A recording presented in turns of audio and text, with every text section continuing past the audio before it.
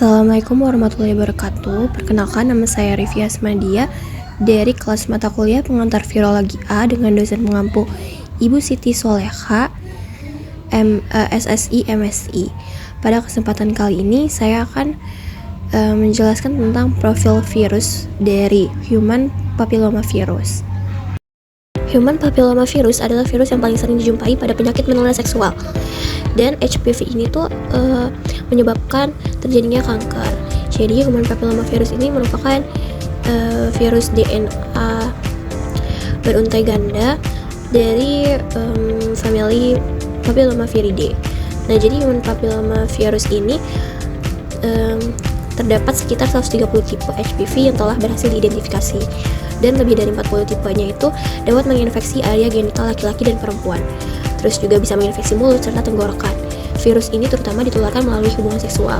Nah, varian yang sangat berbahaya dari virus ini itu adalah HPV tipe 16, 18, 45, dan 56. HPV ini merupakan virus yang menginfeksi kulit, epidermis, dan membran mukosa manusia, seperti mukosa oral atau mulut, esofagus, laring, trakea, konjungtiva, genital, dan anus. Nah, HPV ini tuh tidak pernah menginfeksi mukosa saluran cerna. Biasanya virus ini tuh terutama ditularkan melalui hubungan seksual, termasuk oral seks, anal seks, dan hand seks. Virus ini juga dapat menular melalui kontak non-seksual, seperti transmisi vertikal dari ibu kepada bayinya. Namun, hal ini tuh sangat jarang terjadi. Penggunaan alat-alat yang telah terkontaminasi seperti handuk, sarung tangan, dan pakaian. Nah, biasanya itu virus ini tuh menular melalui kontak langsung dengan lesi yang telah terinfeksi. Masa inkubasi dari HPV ini 3-4 bulan. Terus HPV ini membelah berkali-kali. Bila respon imunnya rendah, misalnya seperti pada kasus pasien HIV, terus juga orang-orang yang merokok, hamil, dan malnutrisi. Nah, HPV ini tuh tidak dapat disembuhkan, jadi individu yang terinfeksi itu akan selalu membawa virus.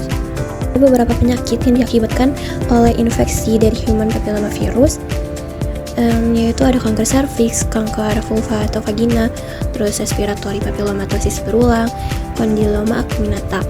Nah, pada gambar terlampir ini contoh dari penyakit yang diakibatkan oleh infeksi dari human papillomavirus, yaitu kondiloma acuminata. Jadi kondiloma acuminata atau biasa yang kita kenal itu sebagai kutil kelamin. Jadi gejalanya itu munculnya benjolan berdaging pada area genital.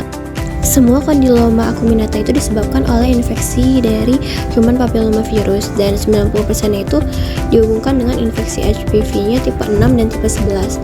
Nah, kondiloma itu biasanya terjadi setelah 2-3 bulan terjadinya infeksi HPV pada area genital. Seperti yang sudah dijelaskan di awal, jadi HPV itu tuh terdapat lebih dari 200 tipe yang dikelompokkan menjadi 2 kategori utama. Yang pertama itu tipe resiko rendah.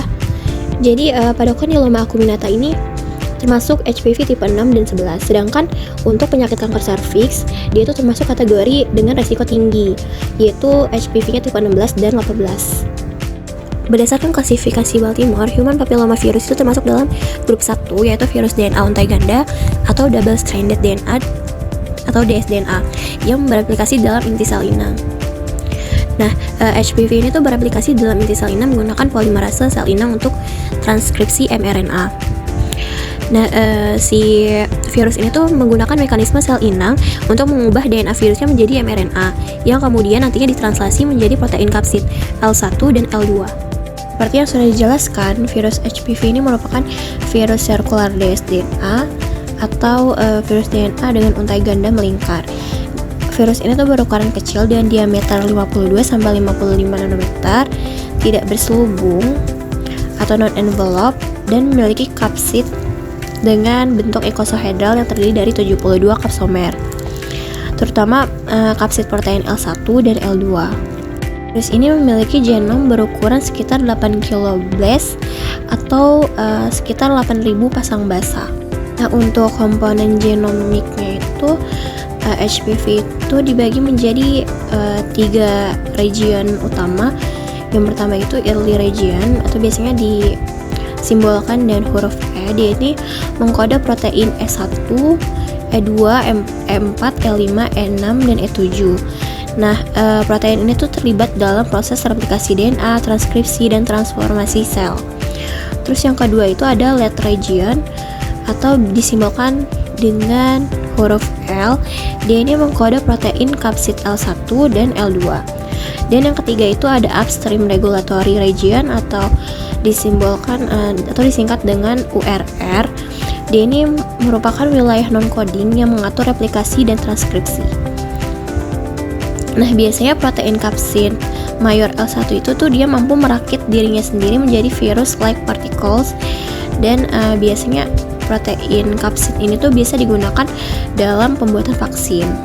Vaksin HPV yang saat ini telah dibuat dan dikembangkan itu merupakan vaksin dari kapsid L1 yang merupakan immunogenic major HPV tipe 16 dan 18. Nah, vaksinasi dari HPV ini merupakan upaya untuk pencegahan primer yang diharapkan dapat menurunkan terjadinya infeksi HPV high risk atau menurunkan kejadian karsinogenik kanker serviks. Selain melakukan vaksinasi, deteksi dini juga sangat efektif untuk kita lakukan karena umumnya infeksi HPV tipe risiko tinggi itu seringkali tidak menimbulkan gejala hingga nantinya bisa berkembang menjadi prakanker. Adapun metode screening yang bisa kita lakukan itu seperti VIA atau Visual Inspection with Dilute Solution of Acetic Acid dan Pap smear atau Papa-Nicolau smear dapat dilakukan untuk mendeteksi kelainan sitologi pada sel epitel squamosa. Nah, tindakan koloskopi dan biopsi juga bisa dilakukan jika hasil screening itu menunjukkan kecurigaan kepada keganasan dari si virus ini. Mungkin cukup sekian pemaparan profil virus dari human papillomavirus yang dapat saya sampaikan. Kurang lebihnya mohon maaf atas penyampaian materi yang masih kurang maksimal. Saya ucapkan terima kasih. Wassalamualaikum warahmatullahi wabarakatuh.